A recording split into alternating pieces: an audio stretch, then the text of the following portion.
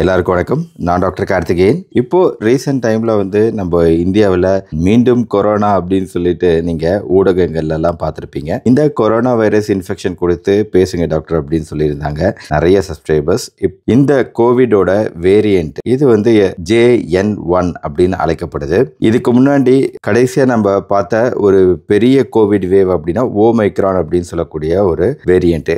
அந்த கொரோனா வைரஸோட பேரம்பேத்தி அப்படின்னு சொல்லலாம். ஆனால் இன்னொரு விஷயம், இது இப்போ திடீர்னு வரல இந்தியாவுக்கு. அதாவது 2023 ஆகஸ்ட்லேயே நிறைய யூரோப்பியன் கண்ட்ரீஸில் அதிகமாக சொல்லப்பட்டது இந்த மாதிரி இன்னொரு கோவிட் வைரஸும் வந்துருச்சு அப்படின்னு சொல்லிட்டு.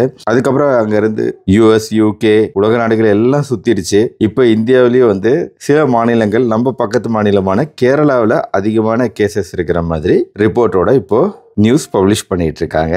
இந்த JN1 அப்படிங்கிறது அப்போ 2023 இருந்து இப்போ 2025 மே இப்போ வரைக்கும் அது அப்படியே அங்கங்க மக்கள் கிட்ட சுத்தி வருதுன்னா பாருங்களேன். குறிப்பா இந்த மே மாசத்துல அதிகமான இன்ஃபெக்ஷன் நம்ம பார்க்க மாட்டோம். ஆனா இந்த கொரோனா கோவிடுக்கு மட்டும் இந்த சம்மர் சீசன் ஏன் அவ்வளவு பிடிக்கும் அப்படின்னு தெரியல. வெயில் காலத்துல தான் நம்மளுக்கு பெரிய வேவே நம்ம பார்க்கிறோம். எனிவேங்க, இதோட அறிகுறிகள் என்ன அப்படின்னு பாத்தீங்கன்னா, முந்தின கொரோனா மாதிரி அதாவது இந்த டேஸ்ட் போறது, ஸ்மெல்லு போறது அதெல்லாம் எதுவுமே இருக்கிறது கிடையாதுங்க. இப்ப வரக்கூடிய கோவிட் அப்படிங்கிறது நார்மலா எல்லா வைரஸ் மாதிரியும் இதுவும் ஒரு விதமான மைல்டு இன்ஃபெக்ஷனை தான் காட்டிட்டு போகுது. நல்ல ஒரு சளி பிடிக்குது, இருமல் நிறைய இருக்கு, அந்த மாதிரி தான் இருக்கே தவிர பெரிய அளவில் ஆரம்பத்தில் இருந்த மாதிரி இறப்புகளோ பயமோ கிடையவே கிடையாது. அதனாலதான் டெஸ்டிங் ரொம்ப கம்பல்சரி அப்படின்னு சொல்ல கிடையாது. ஆனாலுமே கேரளாவில் அதிகமாக டெஸ்டிங் பண்ணுவாங்கன்னு உங்களுக்கு தெரியும். அதனாலேயே அதிகமான ரிப்போர்ட்டிங் அங்க நம்ம பார்க்க முடியுது. ஆனால் நம்ம ஊர்ல அந்த அளவுக்கு டெஸ்டிங் பண்ணக்கூடிய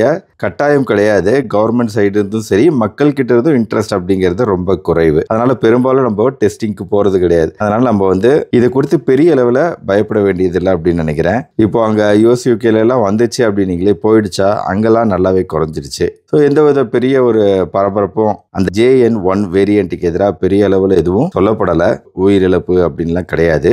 ஆனாலுமே கண்டிப்பா பழைய கொரோனா மாதிரியே இப்பவுமே உடலோட எதிர்ப்பு சக்தி குறைவா இருக்கிறவங்க, சர்க்கரை நோய் உள்ளவங்க, ரொம்ப குண்டா, உடல் உழைப்பு ரொம்ப குறைவா இருக்கிறவங்க, கர்ப்பிணிகள், இந்த மாதிரி ஒரு ஹை ரிஸ்க் குரூப் அப்படிங்கிறது எப்பவுமே ஜாக்கிரதையா இருக்க வேண்டிய தருணம் இல்லையா? அதனால பெரியவங்க, சர்க்கரை நோய் உள்ளவங்க இவங்களாம் மாஸ்க் அணியிறது அப்படிங்கிறது ரொம்ப முக்கியம். ஆனா எவ்வளவு சொன்னாலும் இன்னைக்கு அந்த மாதிரி ஒரு கல்ச்சர் கிடையாது. எல்லாம் அப்படியே மறந்துட்டாங்க மாஸ்க் அணியிறத. இருந்தாலுமே ரிஸ்க் அதிகமா இருக்கிறவங்க மாஸ்க் அணிஞ்சுக்கிட்டா நல்லது. கொஞ்சம் அந்த சளி, இருமல் அப்படிங்கிறது படுத்தி எடுத்துட்டு தான் போகுது. அதனாலேயே நம்ம மாஸ்க் அணிஞ்சா பெட்டர்னு நினைக்கிறேன்.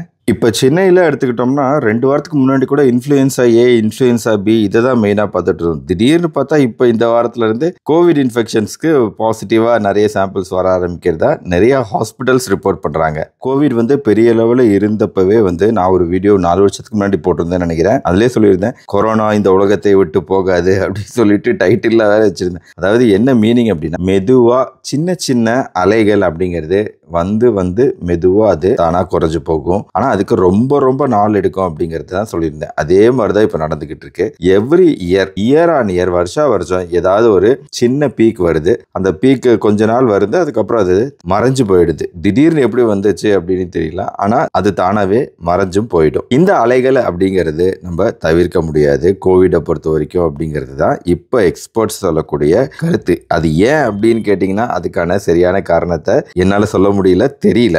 ஏன்னா முதல்ல அந்த கோவிட் வைரஸ் வேரியன்ட் அது எப்படிப்பட்ட வேரியன்ட்னே நம்மளால இன்னுமே சரியா கணிக்க முடியல. அவ்வளவு பிரச்சனைகளை உருவாக்கிட்டு போயிடுச்சு. பொதுவாக இந்த கொரோனா எப்படி வருது அப்படின்னா, நிறைய தொண்டை வலிகள் ஃபர்ஸ்ட் ஆரம்பத்துல, இருமல், சளி இப்படி தானே வருது. இதுக்கு தான் வீட்டு வைத்திய முறைகள் சொல்லிட்டு நேற்று தான் வீடியோ போட்டிருந்தேன். ஆக்சுவலா இன்டைரக்டா தொண்டை வலின்னு நான் மீன் பண்ணது அதை தான். அதுல நிறைய வீட்டு வைத்திய முறைகள்லாம் கொடுத்துருக்கேன். அதையே நீங்க ஃபாலோ பண்ணலாம். கோவிட் பொறுத்த வரைக்கும் கோவிடா இருந்தாலும் கூட சேம் வீட்டு வைத்திய முறைகள் தான் ஃபாலோ பண்ணி நம்ம சீக்கிரம் நம்ம சளி தொந்தரவுல இருந்து ரெக்கவரி ஆயிடலாம். அதனால யாருமே பயப்பட வேண்டியதில்லை. இந்த விழிப்புணர்வு பதிவு உங்க ஃப்ரெண்ட்ஸ் ரிலேட்டிவ்ஸ்க்கு ஷேர் பண்ணுங்க. வீடியோ பிடிச்ச லைக் பண்ணுங்க. நம்ம சேனல் டாக்டர் கார்த்திகேயன் தொடர்ந்து சப்ஸ்கிரைப் பண்ணி ஃபாலோ பண்ணுங்க.